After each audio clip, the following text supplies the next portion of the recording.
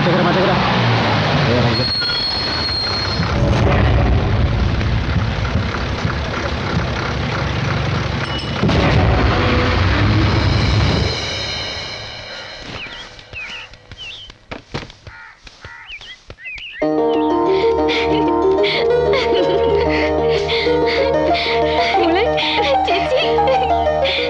ശാന്തിയെടുത്ത് പറഞ്ഞായിരുന്നു പുത്തൻകരയിൽ വെച്ച് നിന്നെ കണ്ടെന്ന്. സത്യത്തില് ഞാൻ വിശ്വസിച്ചില്ല കേട്ടാ. എന്നെ ഇപ്പൊ വിശ്വസിക്കാമല്ലോ. ഞാൻ തന്നെയാ ചേച്ചിയുടെ മുന്നിൽ പച്ച ജീവനോടെ നിൽക്കുന്നത്. രാജനില്ലേ ഇവിടെ? ഇന്ന് പണിയില്ല, ഇവിടെ ഉണ്ടായിരുന്നു. നിങ്ങളങ്ങോട്ട് വരുന്നത് കണ്ടായിരുന്നോ? പേടിക്കണ്ട, ഞാൻ വന്നത് അമ്മയെ കാണാനാ. കണ്ടിട്ട് ഇപ്പൊ തന്നെ പോയിക്കണം. വാ. അവിടെ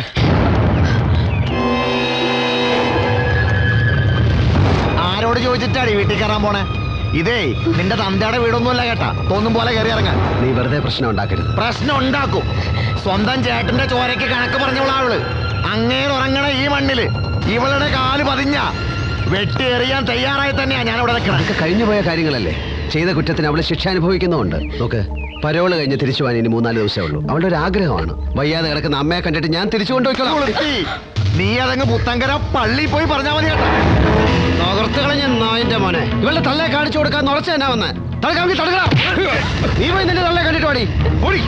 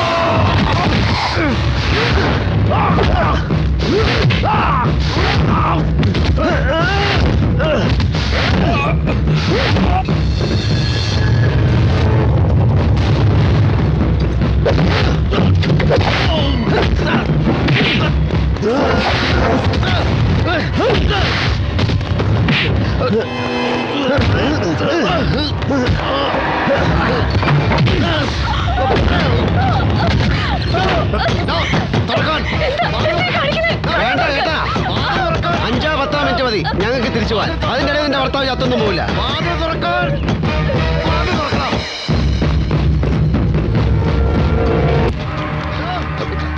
അതെ, നീ ഈ കാണിക്കുന്നത് അല്പം കടന്ന കൈയായി പോയി. ഇപ്പോ നാഗപ്പൻ ആൾക്കാരെയും കൂട്ടി ഇവിടെ എത്തും. നീ വേഗം ഇവിടെ നിന്ന് പോയേ. വെറുതെ നീ ആയിട്ട് എന്തിനാ ഉഷയ്ക്കും കൂടെ ഒരു ദോഷം ഉണ്ടാക്കുന്നേ? വിളിച്ചോണ്ട് പോ, അല്ലെങ്കിൽ അങ്ങനെ വെട്ടുകത്തിക്കരിയുന്നത് എന്റെ കഴുത്തായിരിക്കും. അകത്ത് കിടക്കുന്ന ഒരു പൊടി കൊച്ചിന്റെ ജീവിതം കൂടി തകർക്കാനാണോ നിങ്ങളുടെ ഉദ്ദേശം? അമ്മ വിഷമിക്കണ്ട, ഞാൻ വീണ്ടും വരും. അപ്പോ അമ്മയുടെ ഈ അസുഖം എല്ലാം മാറിയിട്ടുണ്ടാവും. അമ്മ സമയത്തിന് മരുന്നൊക്കെ കഴിക്കണം.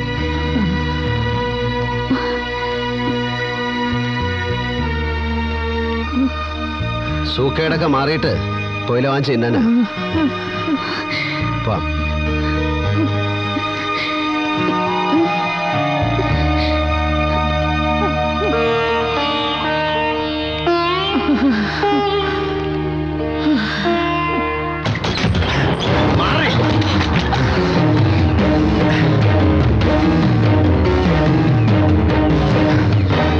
എവിടെയാ അവര്? അവര് പോയി. കഴിവേറിയുടെ മോളെ, എന്നിട്ട് നീ നോക്കി അല്ലടി.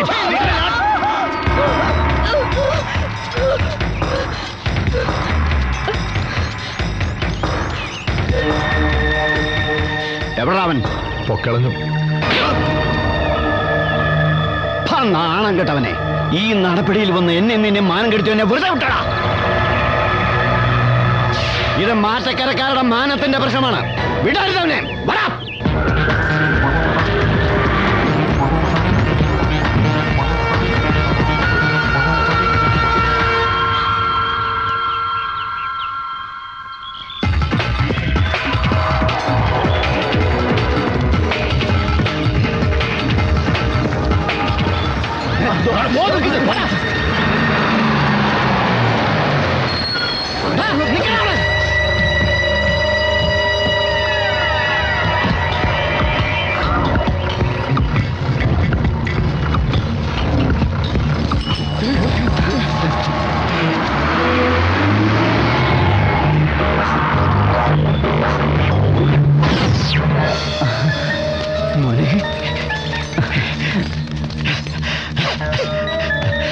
വന്നടാ, വന്നു.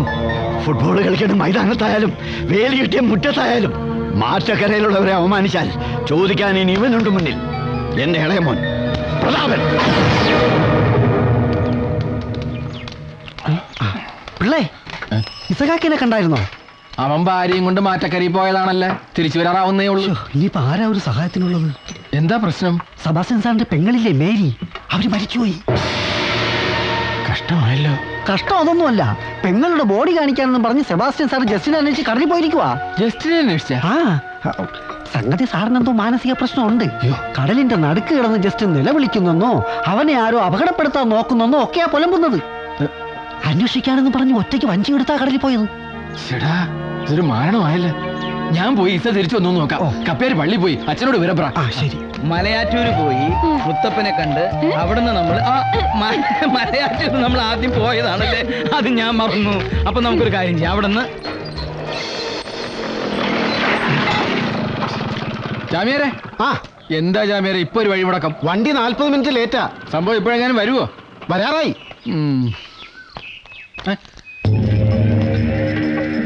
നമ്മുടെ വേളാങ്കണ്ണിയല്ലേ അത്? ശരിയാ, ആളീ ലോകത്തൊന്നും അല്ലെന്ന് തോന്നുന്നു. ദൈവമേ, ഇയാളിത് എന്താ കാണിക്കുന്നത്? വണ്ടി വരുന്നല്ലോ. അയ്യോ പിള്ളച്ച വേണ്ട. വേളാങ്കണ്ണി മാറിക്കോ, വണ്ടി വരുന്നു. പിള്ളച്ചാ, ഓടല്ലേ, ട്രാക്കിൽ മാറ്.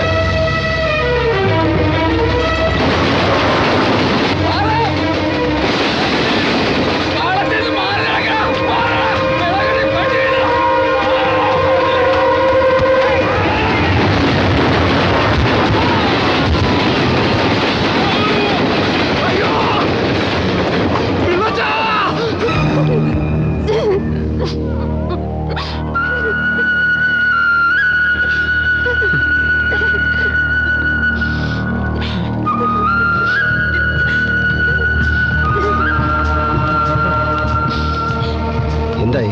ഡോക്ടർ എന്താ പറഞ്ഞു? പുറത്തു വന്നിട്ടില്ല, ഞങ്ങൾ കാത്തു നിൽക്കുകയാണ്. ഡോക്ടർ, പിള്ളച്ചേട്ടന് തലയ്ക്കാണ് ക്ഷതമേറ്റിരിക്കുന്നത്. എത്രയും പെട്ടെന്നൊരു ഓപ്പറേഷൻ വേണ്ടിവരും. കഴിയുമെങ്കിൽ നാളെയോ മറ്റന്നാളോ വെല്ലൂരോ ബോംബെയിലോ കൊണ്ടുപോകുന്നതാണ് നല്ലത്. ഓപ്പറേഷൻ എന്ന് പറഞ്ഞാൽ ഇറ്റ്സ് എ മേജർ വൺ. ചിലപ്പോ 2-3 ലക്ഷം രൂപ ചിലവാക്കേണ്ടി വന്നേക്കാം.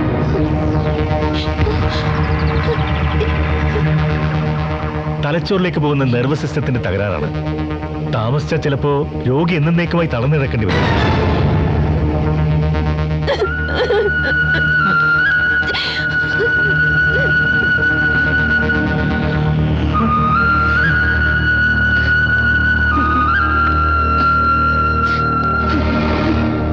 തമ്പി,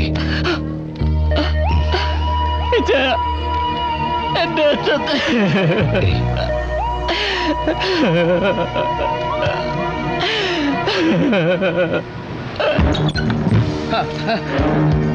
തോന്നിയ അവസരം കാണിച്ചിട്ട് ഒരു മനുഷ്യനെ കൊല്ലാൻ കൊടുത്തല്ലേ?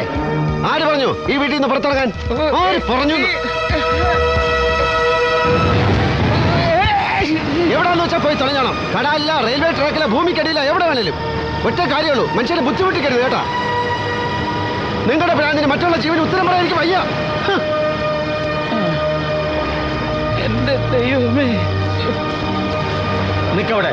ഈ സന്ധ്യയ്ക്ക് അയാളെ വീട്ടിൽ നിന്ന് പിടിച്ചിറക്കി കടപ്പുറത്ത് കൊണ്ടുപോകും തള്ളാൻ നീ അയാളുടെ ആരാ? അപ്പനോ അതോ അമ്മാവനോ? അച്ഛൻ ഇതിൽ ഇടപെടണ്ട. ഇടപെടും. ഓത്തുപോലെ നീ ഒരു മകൻ ഇവിടെ ഉള്ളപ്പോ ഈ സുഖമില്ലാത്ത മനുഷ്യനെ എങ്ങോട്ട് പോകണമെന്നും കൂടി നീ പറഞ്ഞിട്ട് പോയാൽ മതി. എങ്ങോട്ട് പോകണം എങ്ങോട്ട് പോകണ്ടെന്ന് സ്വയം തീരുമാനിച്ച് നടപ്പാക്കുകയാണല്ലോ. ഞാൻ പറഞ്ഞിട്ട് വേണ്ട വേളാങ്കണ്ണിക്ക് സർക്കിട്ട് പുറപ്പെടാൻ. അച്ഛാ, ആളെ ഇവിടെ.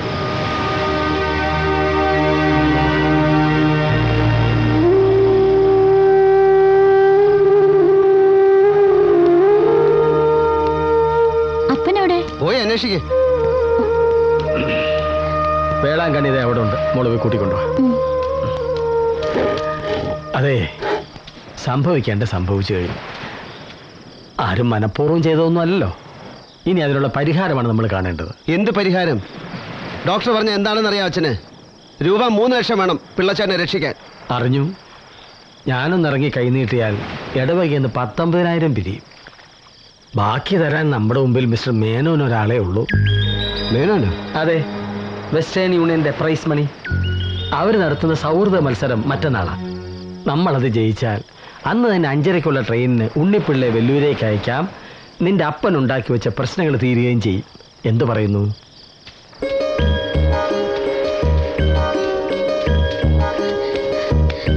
അപ്പൻ അവിടെ നിന്ന് കാണുന്നില്ല. നിങ്ങൾ പോയി ഒന്ന് അന്വേഷിച്ചേ. എനിക്ക് വയ്യ, നീ തന്നെ പോയാ മതി. മനുഷ്യനെ തീ തീറ്റിക്കാനായിട്ടും. മോള് വിഷമിക്കണ്ട. വേളാങ്കണ്ണി ദൂരെയൊന്നും പോവുകയല്ല.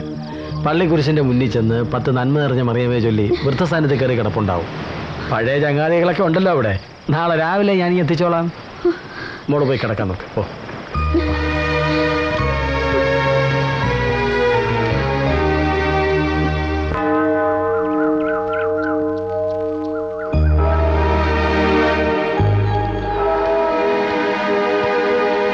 എന്താണ് നീ രാവിലെ ഇവിടെ ഗ്രൗണ്ടിൽ പ്രാക്ടീസിന് പോയില്ലേ? അത് പിന്നെ അപ്പനെ വിളിച്ച് വീട്ടിൽ കൊണ്ടാക്കിയിട്ട് പോകാന്ന് കരുതി. അതിന് നിന്റെ അപ്പനോട് ഇല്ലല്ലോ. ഇല്ലേ? ഇല്ല. ഞാൻ രാത്രി ഒന്ന് തിരക്കിയപ്പോൾ എൽദോ പറഞ്ഞു വേളാങ്കണ്ണി ഇവിടെ വന്നിട്ടില്ലെന്ന്. ഞാനൊരു അരമണിക്കൂറുകൂടി കാത്തതാ. പിന്നെ വിചാരിച്ചു അവിടെ ഇവിടെയൊക്കെ ഇറങ്ങി കിടന്ന് മനസ്സ് എടുത്തപ്പോൾ അയാൾ നിന്റെ വീട്ടിൽ തന്നെ തിരിച്ചു വന്നെന്ന്.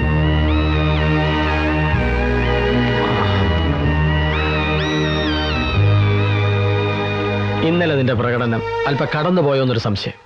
കൊച്ചു കൊച്ചു തമാശകൾക്ക് നിന്റെ ദേഷ്യമായാൽ രസിച്ചിട്ടുണ്ടെങ്കിലും ഇന്നലെ അത് അല്പം കൂടിപ്പോയി. സ്വന്തം മോൻ തന്നെ ഉള്ളു വല്ലാതെ പൊള്ളിച്ചപ്പോ മുന്നിലുള്ളത് ആഴക്കടല. ഇനി വാശി പിടിച്ച് വല്ല കടുങ്കൈ ചെയ്യോ എന്റെ കർത്താവേ.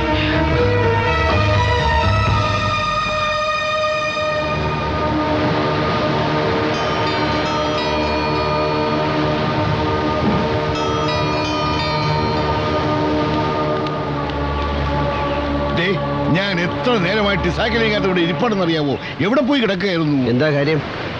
നാഗപ്പനാ എന്നെ ഇങ്ങോട്ട് പറഞ്ഞയച്ചത്. വേളാങ്കണ്ണി രാജന്റെ വീട്ടിൽ തടവില. തടവില? അറിയെന്ന്. നീ രാജനെ പൂട്ടിയ അതേ മുറിയില് പ്രതാപൻ വേളാങ്കണ്ണിയും പൂട്ടിയിട്ടിരിക്കുക.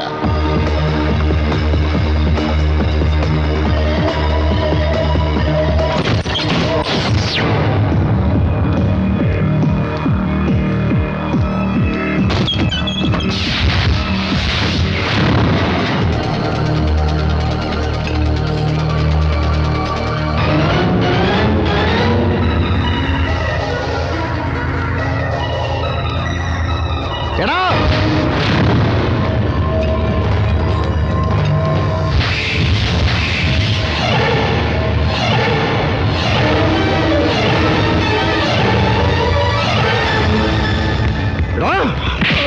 എവിടെടാ എൻ്റെ അപ്പൻ? എടാ.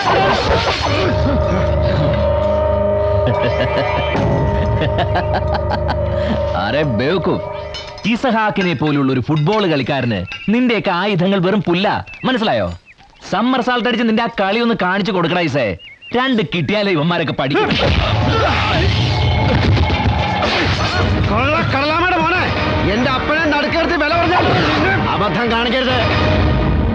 പ്രതാപന്റെ ദേഹത്ത് ചോര പൊടിഞ്ഞാലും നിന്റെ അപ്പന്റെ ശവശരീരമേ നിനക്ക് കിട്ടും കേട്ടാ. അതാലോചിച്ചിട്ട് മതി ആയുധം പ്രയോഗിക്കല്.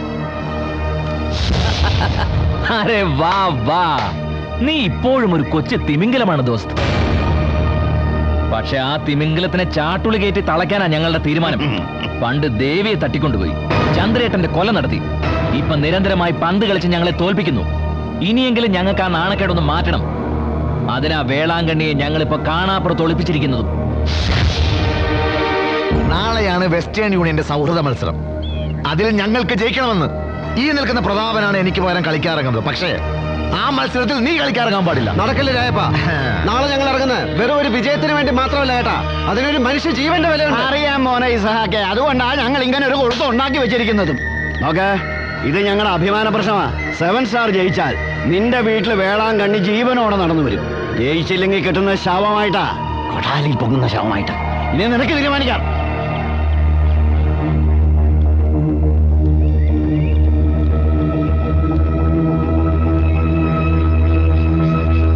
എനിക്കൊഴിഞ്ഞു വച്ച പെണ്ണിനെയാ നീ തട്ടിക്കൊണ്ടുപോയത്. കഴിഞ്ഞ 6 വർഷവും അതിന്റെ അപമാനവും നെഞ്ചിലേറ്റ് ഞാൻ നടന്നു. അവള് പരോളിന് പുറത്തിറങ്ങിയെന്നറിഞ്ഞപ്പോ ഇനി ആ ഭാരം ഒന്ന് ഇറക്കി വെക്കാനാ ഞാൻ വന്നതും. ജയിലിൽ അവള് മടങ്ങി പോകുമ്പോ നീ 2 കാലുമില്ലാതെ എഴയണം. അതിനു വേണ്ടിയിട്ടാ ഈ കടശിക്കളി. വേളാങ്കണ്ണിയുടെ ജാമ്യം ഉള്ളിടത്തോളം കാലം നിനക്ക് ഞങ്ങളെ ഒന്നും ചെയ്യാൻ കഴിയില്ല. ഒന്നും.